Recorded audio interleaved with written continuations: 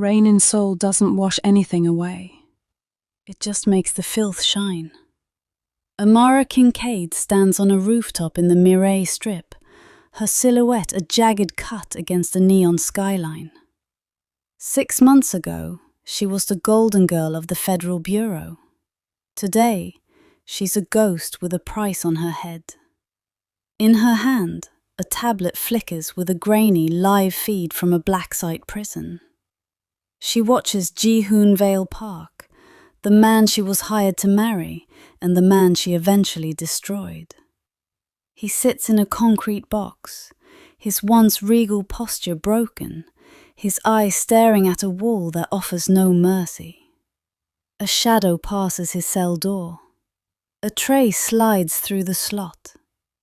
On it sits a single white carnation, the syndicate's signature for an execution. "They're testing the air, Amara," Echo's voice rasps in her ear, cold and metallic. The widow isn't waiting for 72 hours. She's moving tonight. If you stay on that roof, you're a target. If you go down there, you're a corpse. Amara doesn't flinch. She remembers the weight of the emerald necklace Ji-hoon gave her and the way his heart hammered against hers before she pulled the gun. She didn't just take his empire, she took his soul. "Let them look," Amara whispers, her voice a low, lethal hum. "I want Ross to see the ghost he couldn't bury. Because I'm not coming for a rescue, I'm coming for a reckoning." A police drone swivels its red eye toward her. The hunt hasn't just begun. It's reached the point of no return. Welcome back to the shadows. You asked for the deep dive, and today the trap finally snaps shut. This is part 2 of the Vesper Burn Notice saga. We're taking the suspense to a whole new level, so if you love high-stakes thrillers and slow burn betrayals, hit that like button, subscribe, and turn on notifications. Every second is a trap tightening. Don't blink, because the next move could change everything. Let's get back to the mission. The silence in Gurion had teeth. It wasn't the peace of the seaside. It was the heavy, suffocating stillness that comes before a firing squad. Amara sat in the dark of her third-floor apartment, her back to the wall, listening to the rhythmic groan of the pier outside. For months, she had been Elena Vance, a woman who packed fish and spoke to no one. But the jade box on her table had ended that lie. She stared at the tablet. The metadata was a scream in the dark. Circuit had traced the feed. It wasn't coming from a criminal server. It was coming from a federal terminal. Her own people were broadcasting Ji-hoon's death sentence. False moment of safety. Amara checked her watch. 2:10 a.m. The town was a graveyard of fog. She reached for a glass of water, the cool condensation feeling like a brief, normal mercy. She let herself breathe, just once. Then the smart fridge hummed. It was a low digital pulse, a handshake protocol. Sign of surveillance. Amara's blood turned to ice. The LED on the fridge door was blinking blue. Firmware update. But she had never connected this unit to the local grid. Someone was painting her location using the power lines. They weren't just coming, they were already in the building. She didn't reach for the water. She reached for the Sig Sauer P320 magnetized to the bed frame. A floorboard groaned in the hallway. It was a faint, professional shift of weight. Most people would have missed it, but Amara had trained the men who were now outside her door. Decision that tightens the trap. Amara looked at the fire escape, then at the tablet showing Ji-hoon's pale face. She could run. She could disappear into the fog and find a new name, a new coast. But the debt was heavy, and the Elena mask was already dead. She stood up, moving like a shadow detached from the wall, and stepped toward the door. The magnetic lock hissed as it was bypassed. Two men in tactical grey, federal cleaners, sent by her former handler Calder Ross, spilled into the room.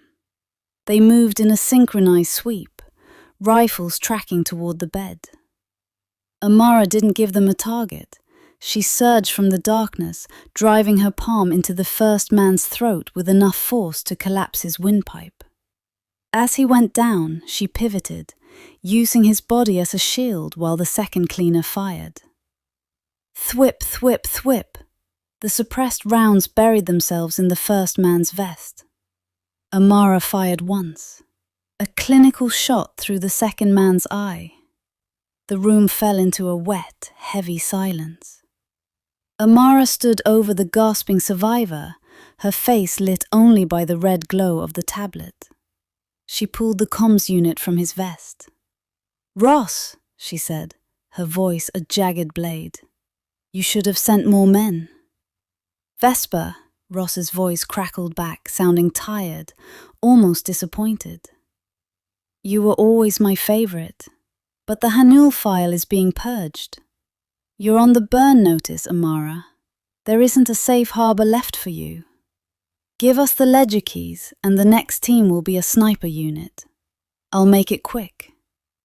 "I'm coming for you, Calder," Amara replied, crushing her boot. She grabbed her bag and the jade box, stepping over the bodies. As she hit the fire escape, the street below ignited with the blue and red strobe of black SUVs. They weren't just arresting her, they were erasing her. Near capture. As she leaped into the dark alley, a spotlight from a hovering drone washed over her, the red target-locked HUD reflecting in the puddles at her feet like a predator's eye. Amara didn't look back. The hunt isn't just for me, she thought, the cold rain hitting her face. It's for everything I've built, and I'm running out of time. The neon of the Mireille strip didn't glow, it bled.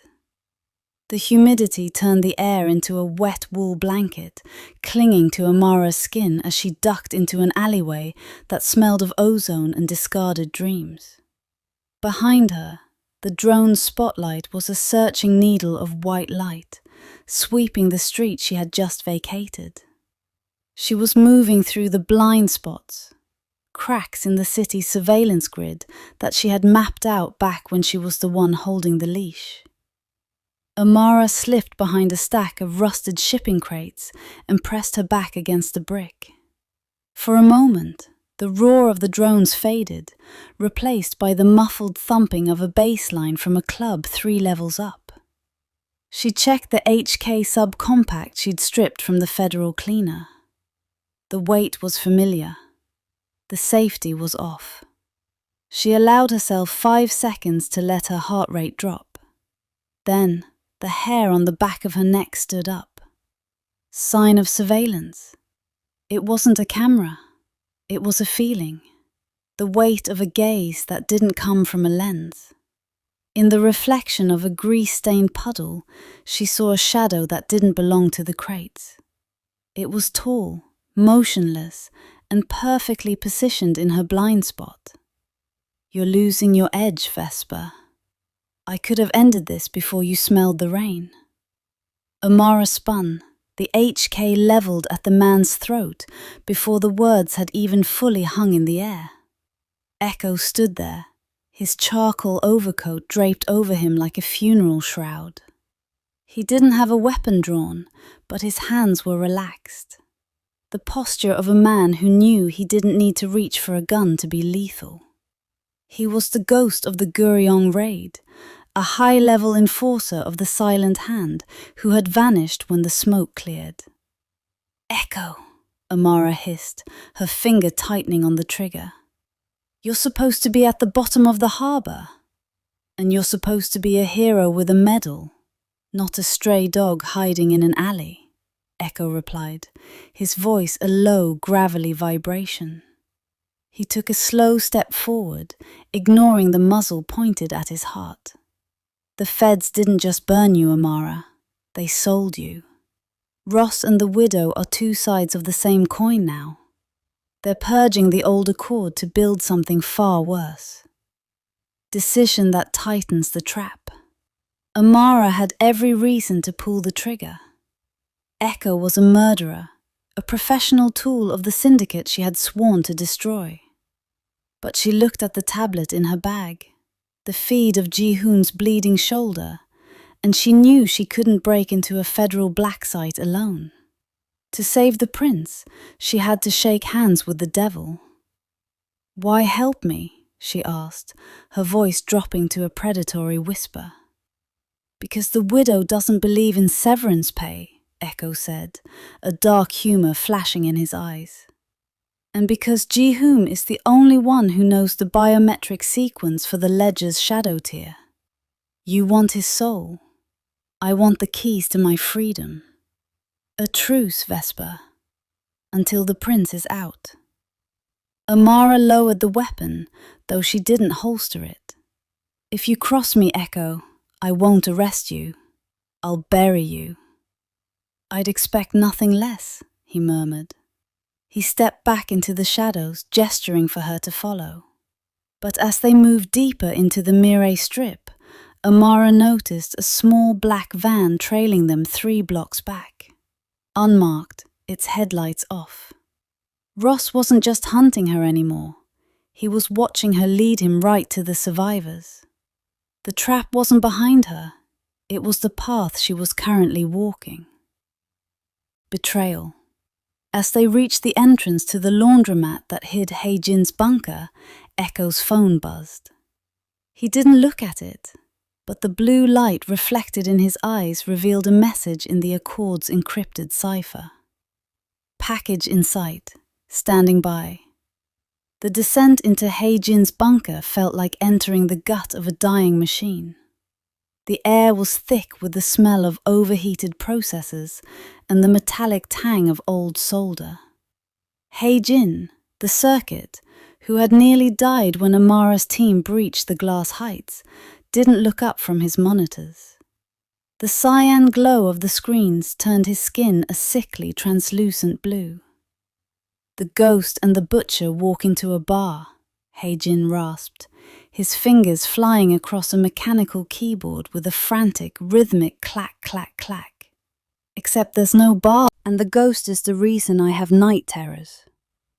"Hae-jin," Amara started, but the kid cut her off. "I know why you're here. I saw the Jade Box transmission. My systems intercepted the bounce back from the federal hub." He spun his chair, his eyes wide and bloodshot. "You're insane. You want to hit Hanul 5? That's not a prison. It's a morgue with Wi-Fi. No one comes out of there unless they're in a bag." False moment of safety. Hae-jin tapped a key, and a 3-dimensional map of the prison bloomed in the air, a ribcage of blue light. "I can get you the floor plans. I can even loop the internal cameras for 90 seconds. You're in. You grab the prince. You're out. Easy, right?" Sign of surveillance. Amara stepped closer to the monitors, but something caught her eye. On a secondary screen, a series of scrolling red lines was tracking a proximity sensor in the laundromat above. The sensor wasn't picking up a person. It was picking up a specific frequency, the encrypted handshake of a federal tactical HUD. "They're here," Amara whispered. "No, that's impossible," Hae-jin stammered, his fingers fumbling. "I've got the ghost shell running. My biometrics are masked."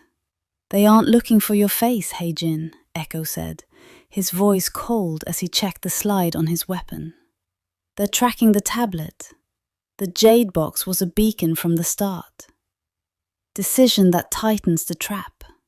Amara realized the trap had been set the moment she opened that box in Gurion. Ross wanted her to find the survivors. He wanted her to gather the only people left who knew the truth, so he could erase them all in one clean sweep. "Hae-jin, kill the power," Amara commanded. If I kill the power, the ghost shell drops globally, Heijin screamed. The widow's facial recognition will flag you on every street corner in Seoul. Do it now! The room plunged into darkness. A second later, the ceiling groaned as a breaching charge detonated in the laundromat above. Dust and plaster rained down. Amara grabbed Heijin by the collar, hauling him out of his chair. You want to burn the people who left you for dead? This is your chance. But you have to move. They moved through a narrow ventilation shaft just as the first flashbang popped in the bunker, the white light bleeding through the grates behind them. They emerged in a drainage pipe that spilled out into the Han River.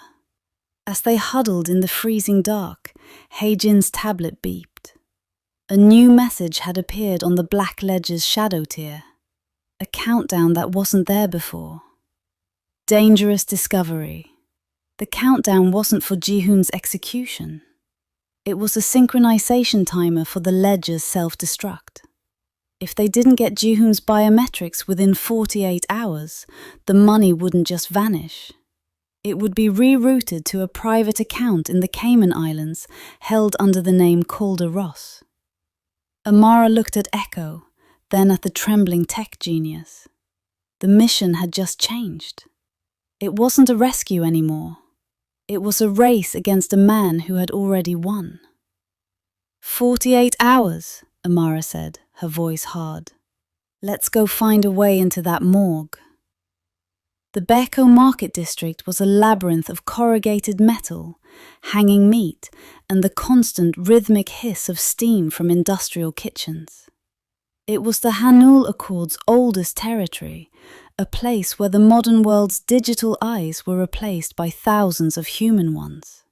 Here, everyone was on the payroll, and every grandmother peeling garlic was a lookout for the widow.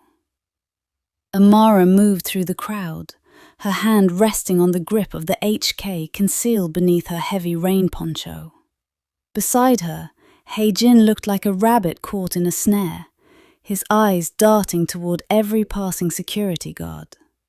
Echo walked 10 paces behind them, a silent predator blending into the sea of umbrellas. They ducked into a small, dim noodle shop tucked between a fishmonger and the spice stall. The steam from the boiling vats created a natural curtain, obscuring them from the street. Amara took a seat at a corner table, her back to the wall. For the first time in 6 hours, the constant ping of federal trackers in her head seemed to quiet. The soup was hot, and the old man behind the counter didn't even look up. We stay here until the shift change at the perimeter, Amara whispered, her eyes scanning the room. Sign of surveillance. Heijin pulled out a modified smartphone, his fingers trembling as he swept the area for signals.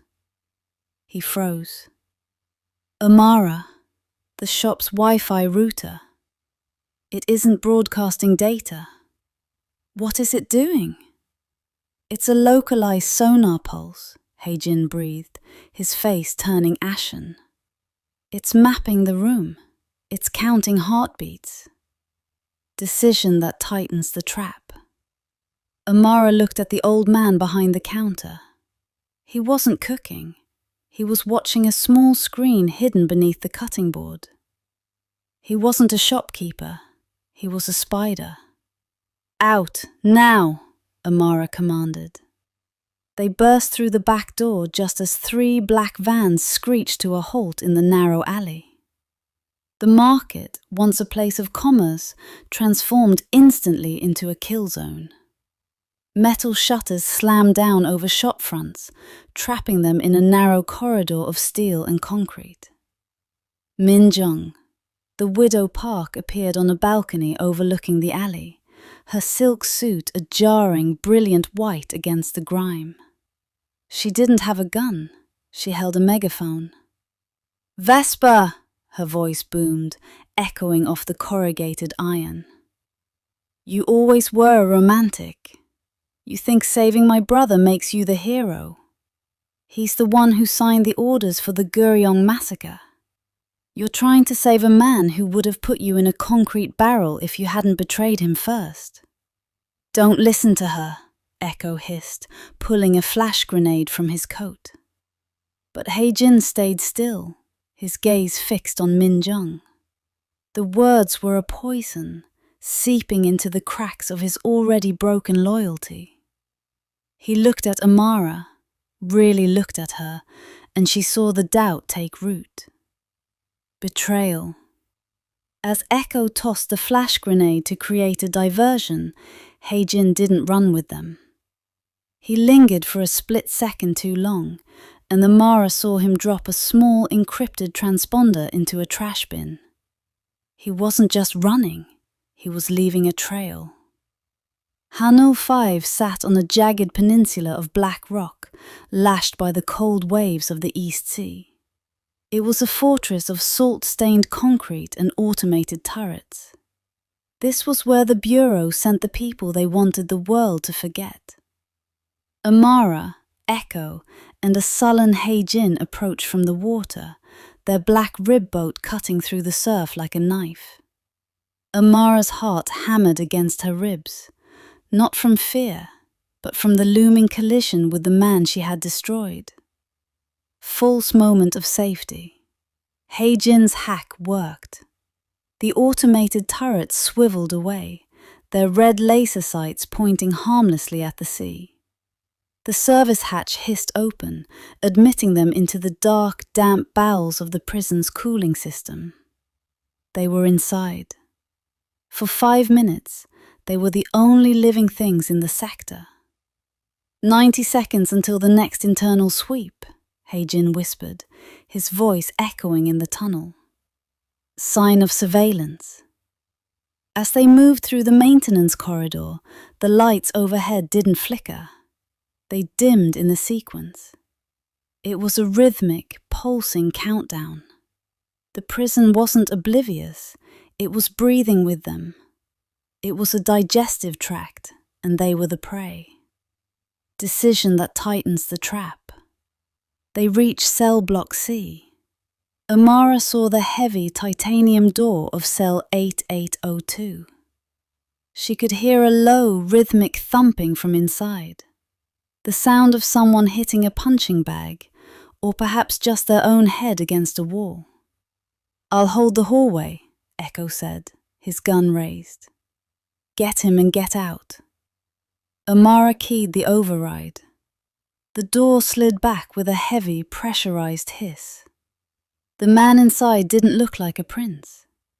Ji-hoon was gaunt, his knuckles bloodied, his eyes 2 hollow craters of shadow. He didn't move toward her. He stayed in the corner, his lips curling into a snarl that was more animal than human. Amara, he rasped, the name sounding like broken glass in his throat. Have you come to finish the job?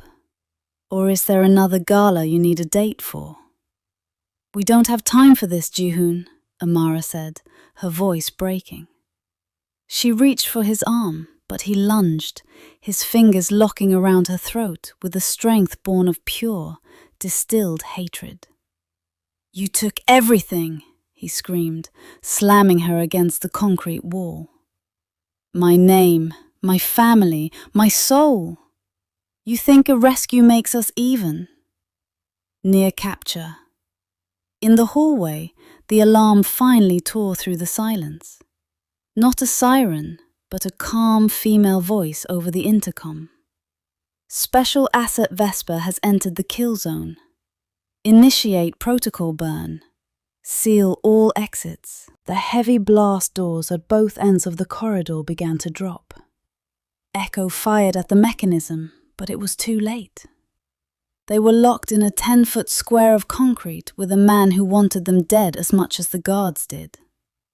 The red emergency lights turned the cell into a womb of crimson shadows. Outside, the sounds of heavy boots and the rhythmic clack of tactical shields grew closer. They had 5 inches of titanium between them and a federal execution squad. False moment of safety. The guards stopped at the door. They didn't breach. The silence that followed was even more terrifying than the noise. For a moment, it felt like the world had simply paused, giving them a final breath of air.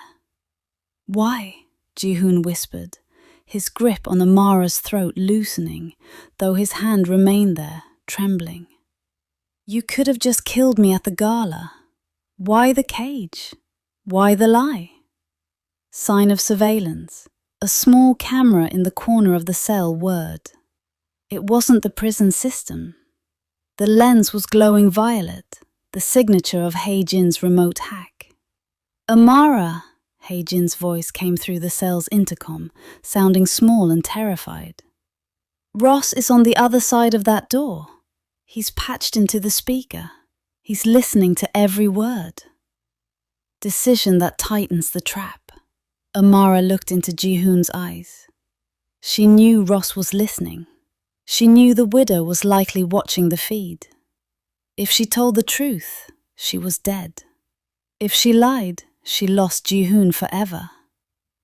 "I didn't do it for the bureau, Ji-hoon," she whispered, her voice steady despite the chaos. "I did it because the Accord was going to kill you. Dae-jin was already planning the coup. I thought if I put you in a cage, I could keep you safe until I could burn the ledger and give you a way out. I was wrong. I was arrogant. And I destroyed the only thing I ever actually cared about." Ji-hoon's expression shattered. The anger didn't vanish, but it was joined by a devastating raw grief. He let go of her throat, his hand falling to his side. "The ledger isn't just money, Amara," he said, his voice a low, hollow echo. "It's a list of every Vesper the Bureau has ever used. You aren't the first. And if Ross gets those keys, you'll be the last." Betrayal. The cell door didn't open from the outside. It opened from the inside. Hae-jin had bypassed the lockout, but as the door slid back, he didn't stand with them. He was backed into the far corner of the hallway, his hands raised, standing next to Calder Ross. "Good job, kid," Ross said, patting Hae-jin on the shoulder as the tactical team moved in, their laces dancing across Amara's chest. "You got her to confess. That's all the evidence we need for a resisting arrest fatality." Amara looked at Hae-jin. The tech genius wouldn't meet her eyes. He had traded her life for his own pension and a clean record. The trap had finally, completely snapped shut. The air in the containment wing of Hanul 5 was ionized, tasting of ozone and the metallic tang of impending violence. Calder Ross stood behind a phalanx of tactical shields, his face illuminated by the flickering crimson emergency strobes. He looked less like a federal agent and more like a mortician measuring a body for a casket. Beside him, Hae-jin was a ghost, shaking, his eyes fixed on the floor. The transponder he'd used to lead them here still clutched in his trembling hand. The tactical team didn't fire. Instead, the heavy blast doors at the end of the hall groaned, then locked with a final echoing thud.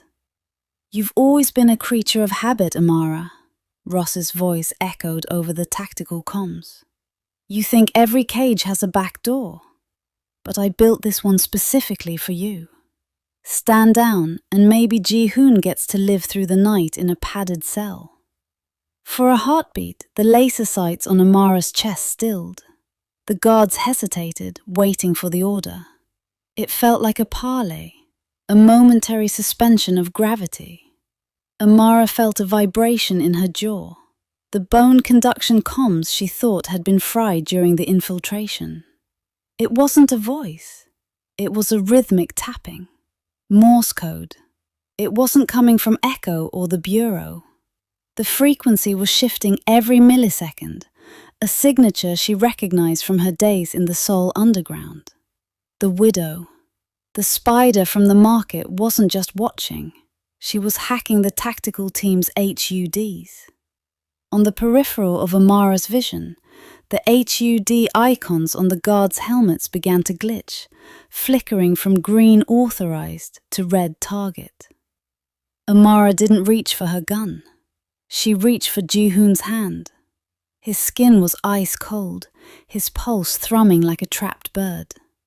"He's lying, Ji-hoon," she whispered, loud enough for Ross's microphones to pick up. "He's not here to arrest us.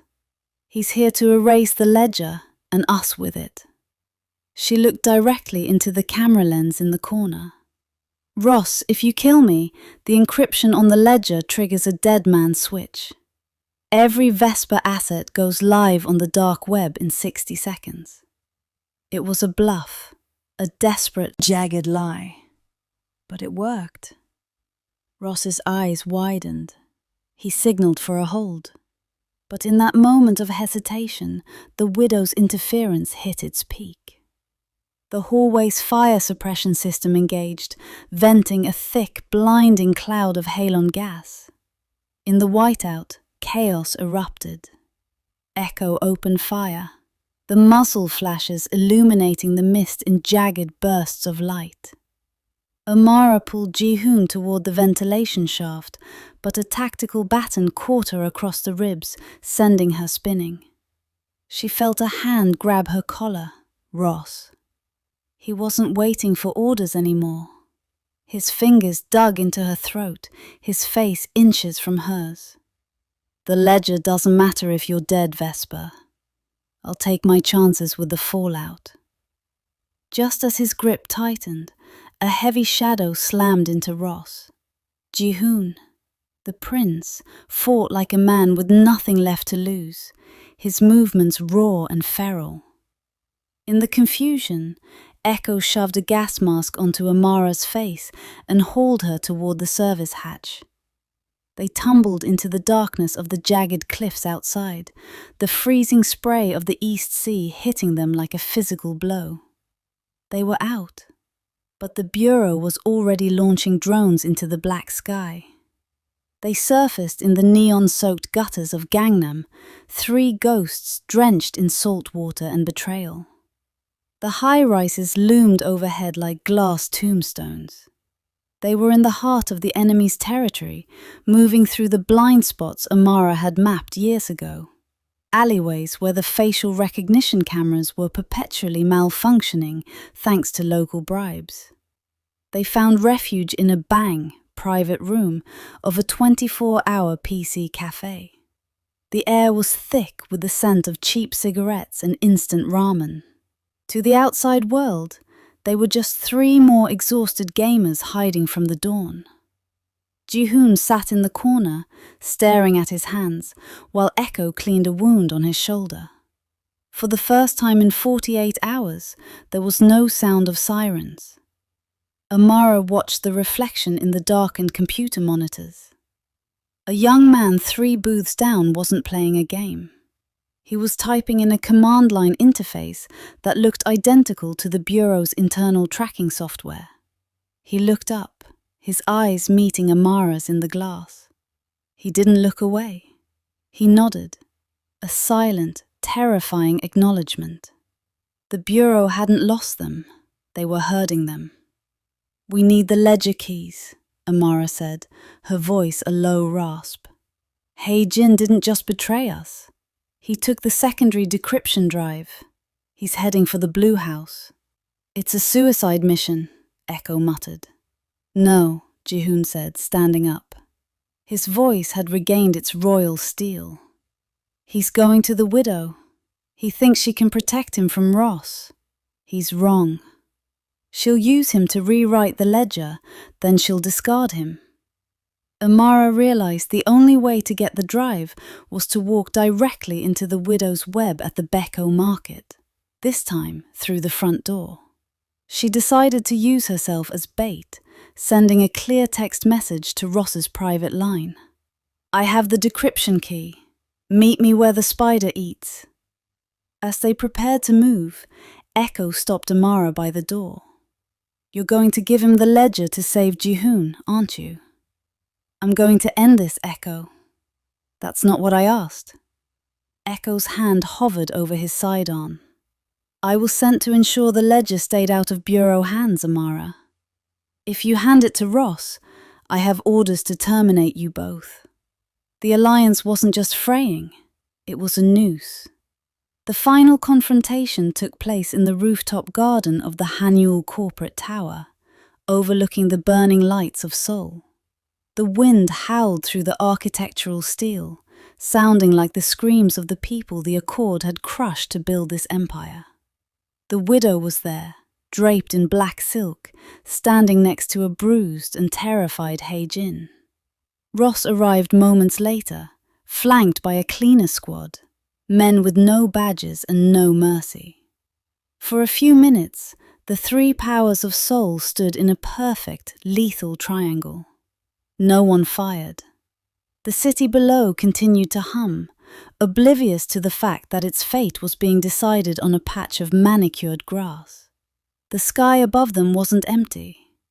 A swarm of news drones, hacked by the widow, hovered just out of reach. She wasn't just fighting a war, she was filming a coup. "The world is watching, Calder," she purred. "If you fire, you're a murderer on every screen in Asia. If I fire, I'm just a sister defending her home." Amara stepped into the center of the triangle, holding a small silver flash drive, the ledger. "Nobody gets it," she said. She looked at Ji-hoon, then at the widow, then at Ross. "This isn't a list of assets, it's a confession. Every murder, every bribe, every Vesper mission. I've already uploaded the first half to the public servers. The only way to stop the second half is for all of you to walk away." Ross laughed, a cold, dry sound. "You think the public cares about the truth? They care about stability, and I'm the only stability this city has left." He raised his weapon, but he didn't aim at Amara. He aimed at the server bank behind the widow. The explosion rocked the roof. In the chaos, the widow's guards opened fire on the bureau agents. Hae-jin tried to run, but a stray round caught him in the leg, and he tumbled toward the edge of the roof. Amara dove for Hae-jin, catching his hand just as he slipped. As she pulled him up, she saw the drive in his pocket, the real drive. He hadn't betrayed her because he wanted to. He'd done it because Ross had his family. "I'm sorry," he choked out. Ji-hoon stood over Ross, who lay wounded on the deck. He had the gun. He had the chance to end the man who had caged him. He looked at Amara, the fire of the burning servers reflected in his eyes. "If I kill him, I become what they said I was," Ji-hoon shouted over the wind. "Then don't!" Amara screamed. But as the bureau reinforcements crested the stairs and the widow retreated into the shadows of the helipad, the roof began to collapse. The all-is-lost moment was here, not because they were dying, but because they realized that even with the truth, the machine was too big to stop. The ledger was burning, the traitors were fleeing, and the only thing left was the three of them, standing on a crumbling pedestal above a city that didn't even know they were there. The Hannul Tower didn't just fall, it screamed. As the structural integrity of the upper floors disintegrated under the heat of the server fires, the building groaned like a dying beast. Amara felt the floor tilt beneath her boots. She had Hae-jin's arm draped over her shoulder, his blood soaking into her tactical vest, while Ji-hoon led the way, clearing a path through the smoke with a discarded bureau rifle. They couldn't use the elevators. Those were death traps of twisted cable and falling steel. They hit the stairwell, a concrete throat choked with grey ash and the panicked retreat of the widow's remaining enforcers. It was a descent into hell. Every 3 floors, they encountered cleaner squads coming up, Ross's personal hounds sent to ensure no witnesses left the building alive. Amara moved with a mechanical, lethal grace. The hesitation she'd felt in the prison was gone, replaced by the cold clarity of a woman who had already seen her own ending. At the 42nd floor, a blast from a breaching charge threw them into a hallway of shattered glass. Ji-hoon pulled her behind a marble pillar, just as a hail of gunfire chewed the air where her head had been.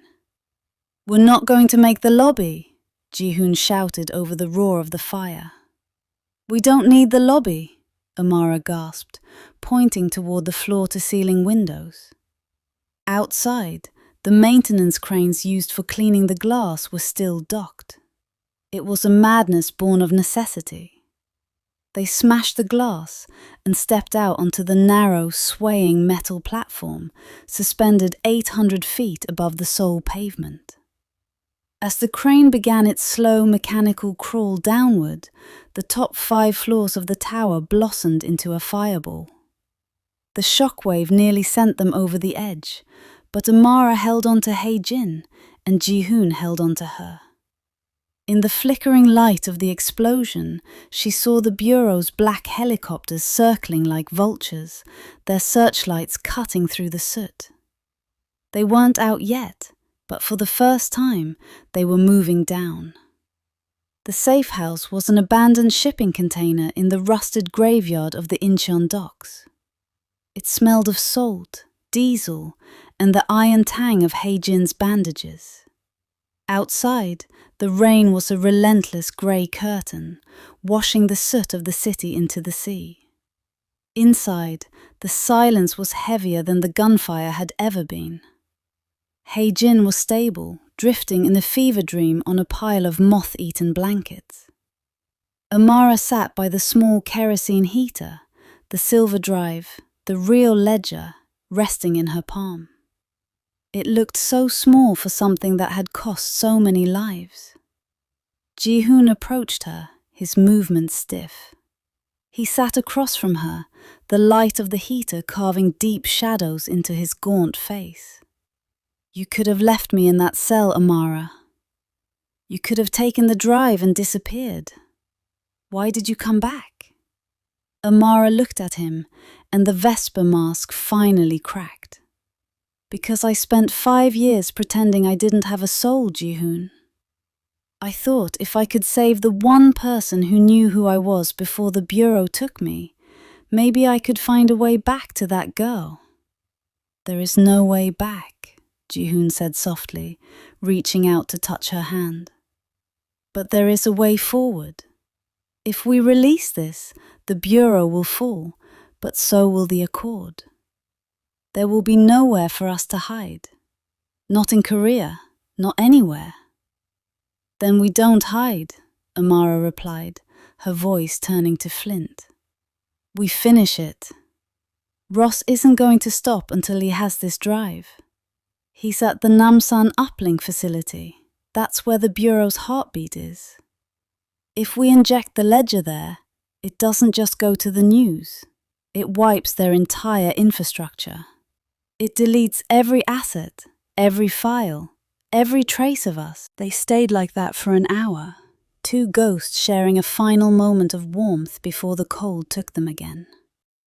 They knew the odds. They knew that entering Namsan was a one-way trip. But as the sun began to bleed through the Incheon fog, they stood up together.